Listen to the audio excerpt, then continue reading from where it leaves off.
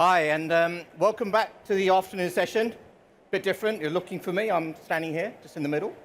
So I'm going to talk a little bit about the mistakes that we make on our transformation journey. And this is coming through a number of years of experience in helping organizations, both locally and nationally and globally, about their transformation journey. But I wanted to share some of the things that go wrong and what we can learn from that. So that's my session. Just a quick quote from me, something that I think we should always take into account when we're thinking about our transformation journey. Something is always going to happen that makes you to have to think about your plans again.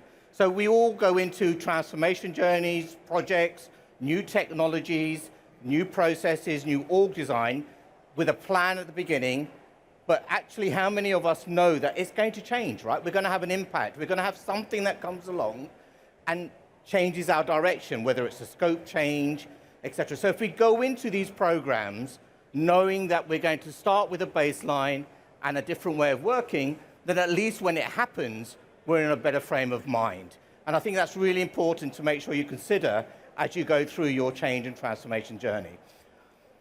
So a little bit about me. I'm a finance professional. I'm an accountant by background. I started my journey as HR transformation lead, finance transformation lead, and then moved into processing payroll, and then HR. So I have a HR, payroll, finance background. I've been in the change and transformation space since 2002, and in 2015, I created Cintriq as the founder and CEO, primarily to help individuals and organizations go through their change and transformation journey. I've probably supported over 100 companies, UK and globally, through their journey, and actually we partner with about 75 odd software vendors. So we truly do act technology agnostic. So the learnings that I'm going to share today are about true real life experiences. So let's go straight into some of those, because we're going to make this very simple. We're going to talk about what are the key failures that we expect to see. So the first thing that I always see when talking to organizations, that they treat this as an IT transformation. And really what we need to be doing is making sure that you treat every change program as a business transformation. So HR tech implementations failed, right? They're scoped as system implementations. So many people come here today and look at the technology and think, I need a new tech. But actually what we've got to be thinking about is how does it redesign our operating models? How do we rethink about our workflows? How do we think about the decisions that we have to make?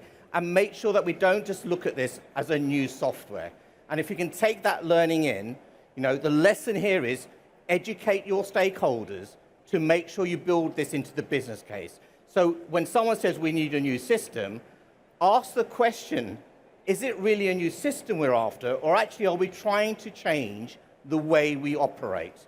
And that is one of the biggest lessons that I've learned working with all of these global organizations. I can see people nodding their heads already. So make sure you look at it as a truly global transformation.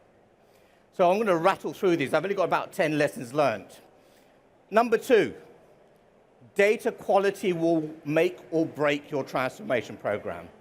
Yeah, and I think so many people underestimate how fragmented our current legacy HR data is. Where is it held? How is it standardized? Is it inconsistent?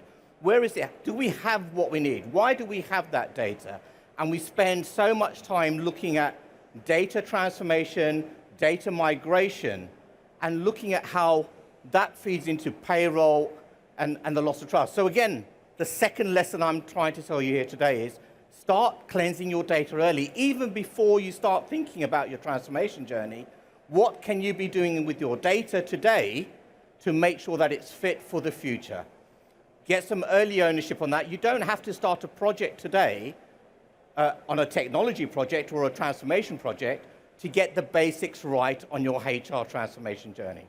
So get data cleansing and build it into the way you work day in, day out.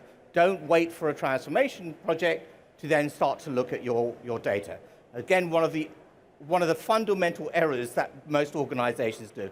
And I've worked with people like Ocado, Swarovski, Daily Mail Group, British Heart Foundation, and Just Eat Takeaway and people like that. And it is always one of the biggest areas that organizations fail to think and deal with as early as possible. Failure number 3 I want to share with you is stakeholders. How many times do our stakeholders really think about or know what we're trying to do here? Have we really taken HR, finance, IT, legal, and the business units along the journey here as well? So again, a lot of the time, a HR director or an IT director will be saying, I think we need a new system. But actually, and they start to drive that conversation, and many of you may be here from a function, but actually how many of you really involve the IT functions from a data security perspective? Look at the legal implications from the contract, the new Data Act that's come out recently in 2026. How is that impacting the way that you look at software vendors today, because you now have more rights under the Data Act to leave on an earlier basis? So there's so many different areas there that we need to look at. And again, I just ask everyone to think about, I'm not just doing an IT implementation, I'm doing a business transformation, and therefore, I need to make sure my key stakeholders are identified. So define your governance, make sure you're getting decision makers in the room, and make sure you've got escalation paths identified. And make sure you include, this is not a HR transformation, it's a organizational transformation that HR are going to drive. Make sure the business is part of that decision making and learning from your experiences. Yeah? So that's failure number 3 that I wanted to share with you today. Failure number 4, don't customize the system. We talk about it all the time. We talk about organizations trying to replicate what they do today and really try and say, we do this today, let's try and make our system work in that way tomorrow. That's going to create complexity, it's going to create debt, and it's going to create some upgrade challenges in technical areas. So we really do need to make sure that we learn, and this is why selection of your technology is so important. How do you adopt and adapt yourselves to the new ways of working? Technology brings new processes, new technology, new processes that you can operate. They come with a set of best practices. So actually, why does your organization need to customize as opposed to saying, let's transform the way we work and adapt ourselves to that new technology? And I think the more you can adapt and more you can work within the technology that you're chosen and the new end-to-end processes that you've defined, the better you'll become and the more agile you'll become as an organization.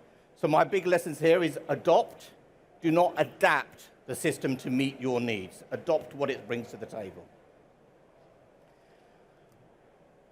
Change, or failure number 5, and I'm rattling through these very quickly because I just wanted to make sure you got quite short, sharp. Change management isn't optional. And I've worked with organizations so many times that think, oh, we'll come back to change, we can manage that on the side of our desk, and we can make that happen.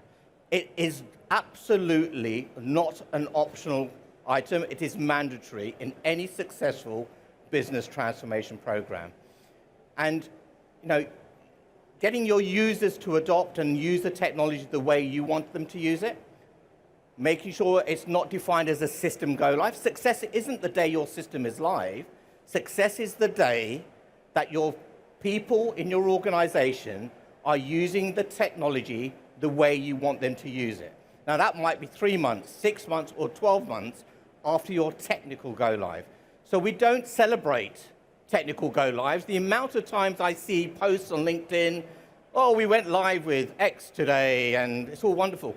I actually want to ask the questions about how many people are using it the way you expected it to be used.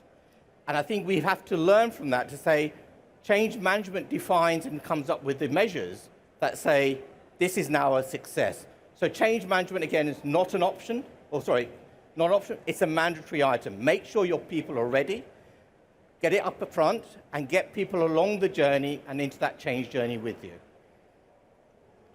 Invest in the communications, the training, the behavioral change strategies. And behavioral change tends to be one that's forgotten. We all teach someone how to use a new system. We all tell them the processes, but we don't try and teach them, but this is how we want you to think and behave now with this new technology. And I think that's, again, one of the lessons learned from organizations that have not been successfully deploying. Lesson number, or failure number 6 that I want to talk about, that I see a lot. Integration is complex. Now, the amount of organizations that go into the technology implementation without really understanding what else is it that we need to integrate with. I've got benefit systems. I've got finance systems. I've got payroll systems. I have my Active Directory. I have other data lakes. I have so many other things. You talk to people like Tesco, they have 300 different HR solutions working around them at the moment. How do we integrate and make things work? I'm working with a client today, global food delivery company, I won't say, 40 different types of integrations into their HR technology. If you don't get that right at the beginning and take the time to map an integration architecture, understand the time it takes to develop and integrate, it's all very well having a standalone new HR software, but it won't work with your wider landscape. And again, I think that so many organizations take integrations as part of the program, but you can do some work on that early. And again, don't let that come and slow you down. So lesson number 6 is the failures on integration, and don't underestimate that. Number 7, executive sponsorship. Now, we know that a lot of the time, the need for a new HR technology is driven by the HR director or the finance director or the payroll lead saying, I think we need a new system.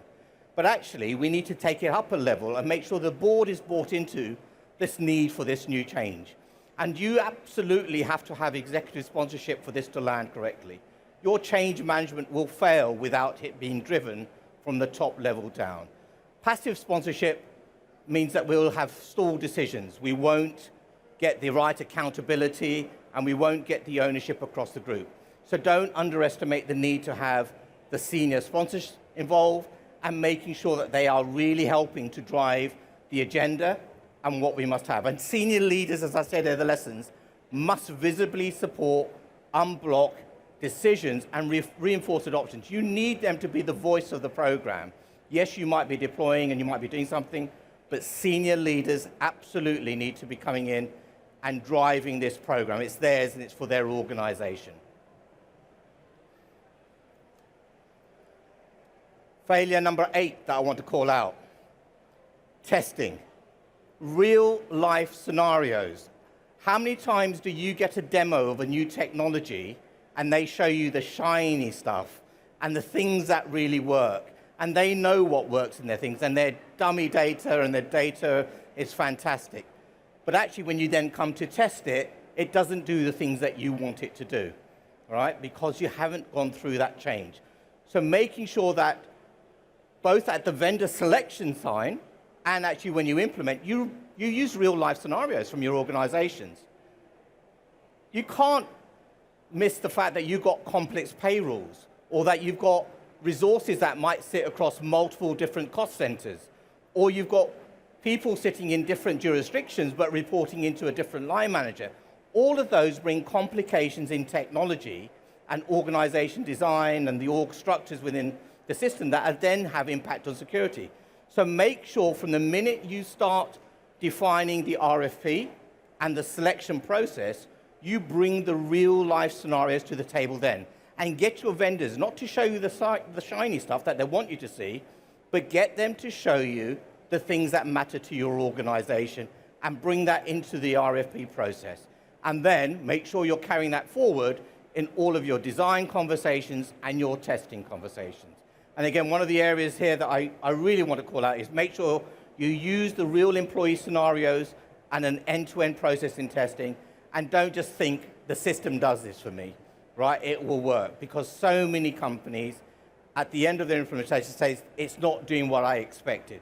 So take that lesson up front, build that scenario into your organization in advance, and let's make sure that your system does what you expect it to do as part of that organization. Failure number 9, global versus, how many people here are actually a global organization? The complexity we try and build, global versus local balance. How many of us are actually trying to build a global end-to-end process We know that that's the nirvana, and that's really what we want to try and build. But actually getting compliance between global and local is tricky. We can't, you can go into these programs, and you need to make sure you meet the local legal compliances and the local cultural requirements and the constraints that brings. So again, define very early is what things can be global versus what things have to remain local. And we always band around this sort of 80% global, 20% local. But there are some technologies that won't allow you to do that, will actually have a standard way of working. So think about, again, the global versus local challenge that you have, and be prepared to be able to document and change your processes to enable you to have that local compliance you need while still leveraging some global end-to-end processes as well.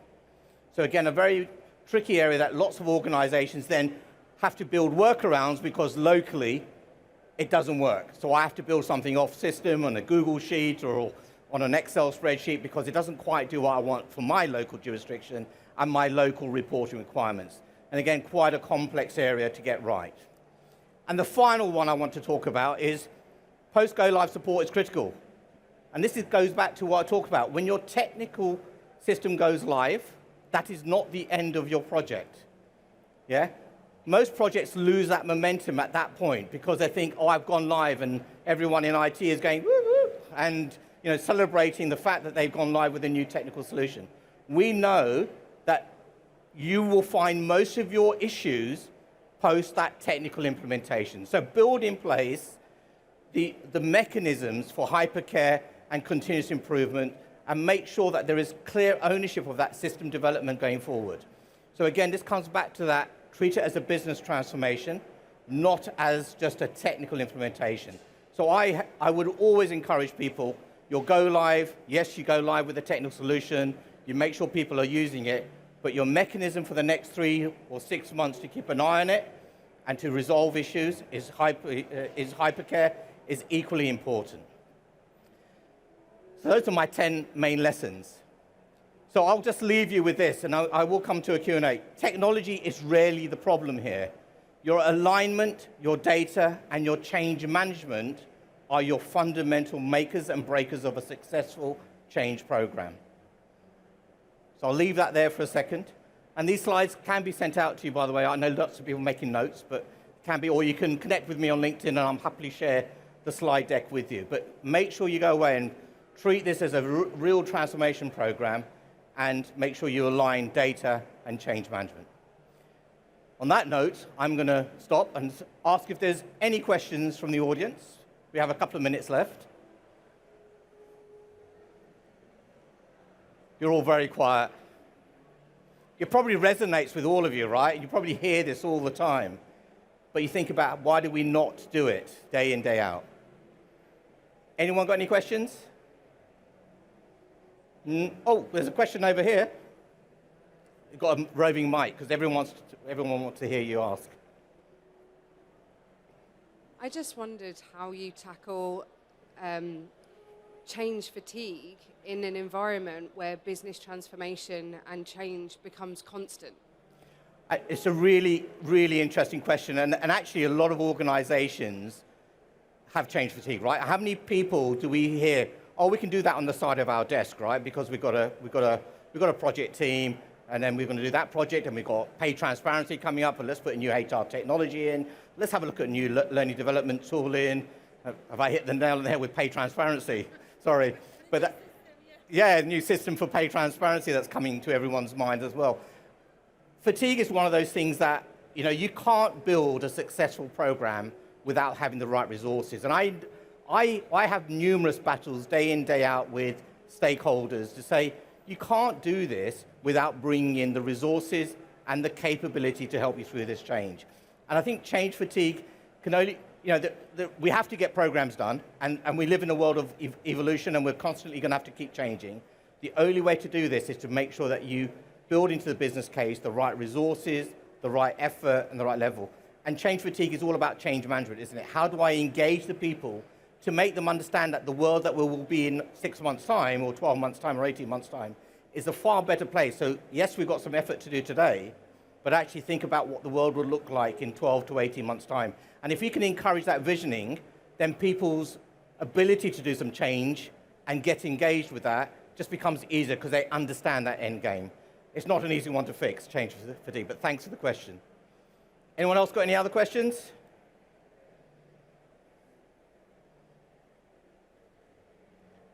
Oh, one over there. Thank you.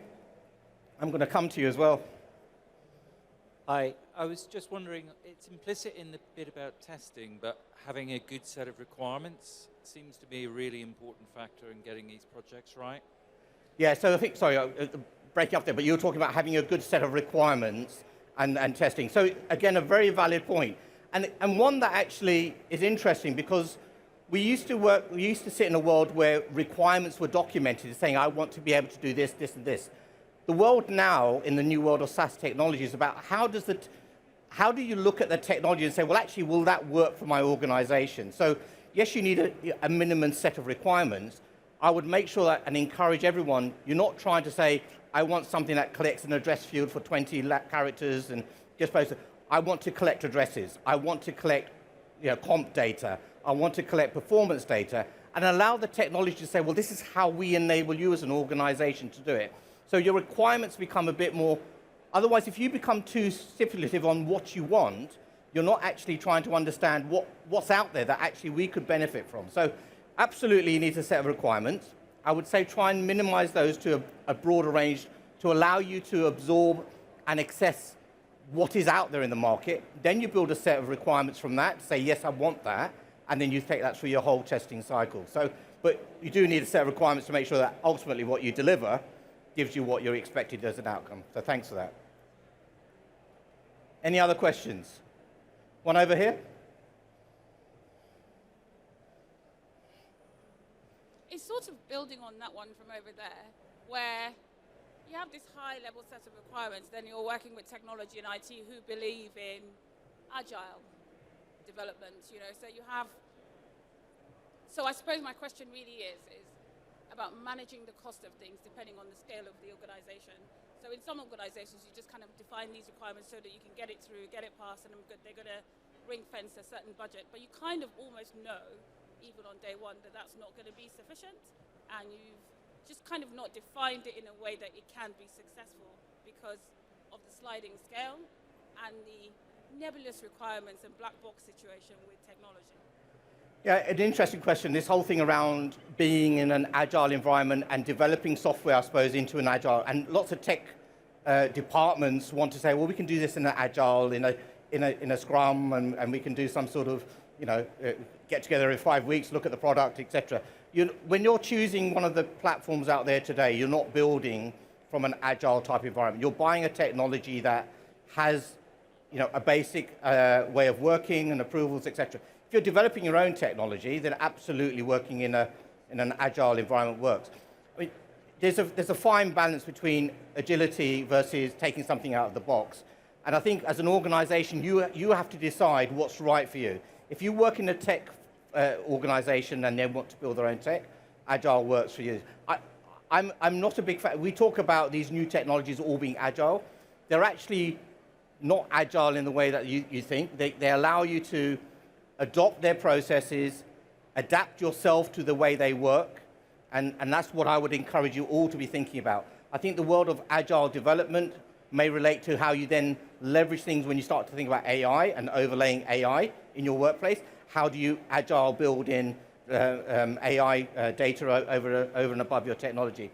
But I would encourage you to say, when you're looking at technology now in the workplace, choose the technology that gives you 90% of what you want today, and work with them and develop that software with them in terms of, and you can work with some, sorry. Yeah,